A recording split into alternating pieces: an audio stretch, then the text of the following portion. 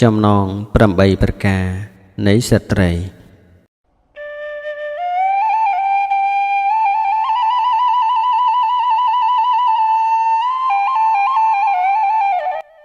chăm nong miền pram bay bạc ca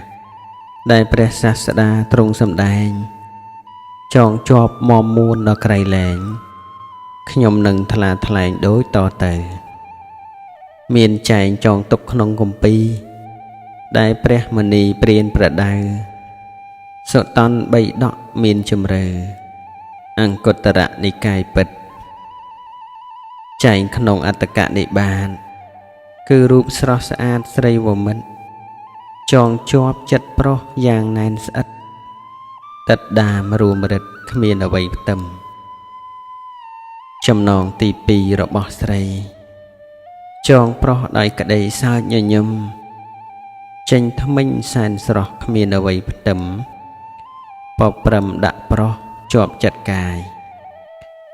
ទី3ចំណងពាក្យសម្ដីដែលពៅស្រស់ស្រីតែងនិយាយសាសងទៅមកដោយរីករាយក្អាកក្អាយរាយជាប់ដោយសំឡេងទី4អង្រួនដោយស្រីច្រៀងជាប់ដោយសំនៀងដូចបទភ្លេងរំដំចិត្តប្រុសព្រោះសំឡេងចាស់ក្មេងតែងលងក្នុងចេតនារីឯចំណងទី5វិញនាងទុកតោមនិញជុំខ្លោចផ្សាទឹកភ្នែកហូរកាត់ផ្ទៃភក្ត្រាចងប្រុសរៀមរាជាប់ឥតណាយចំណងទី6ពិតពេលស្រីវមិត្តតាក់តែងកាយប្រេងម្សៅទឹកអប់គ្រឿងទាំងឡាយលាបលន់រាងកាយជាចំណងរីឯចំណងទី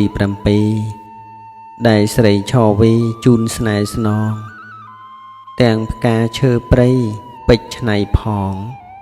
ជូនជាចំណងតេចិត្តប្រុសចំណែកចំណងទី8អង្គព្រះចិនស្រីថាភាសៈជាប់ជួនខ្លួនគ្នៀបជាងច្រវាក់ពេលប្រុសវលៈពណ៌ស្រីហើយចំណងនេះជាតឹបណាប្រុសថ្លៃជាប់ហើយគ្មានថ្ងៃស្រាយរួចឡាយស្រីរាយមុនស្នេហ៍ចងត្រានត្រើយបើប្រុសដឹងហើយគួរប្រយ័ត្ន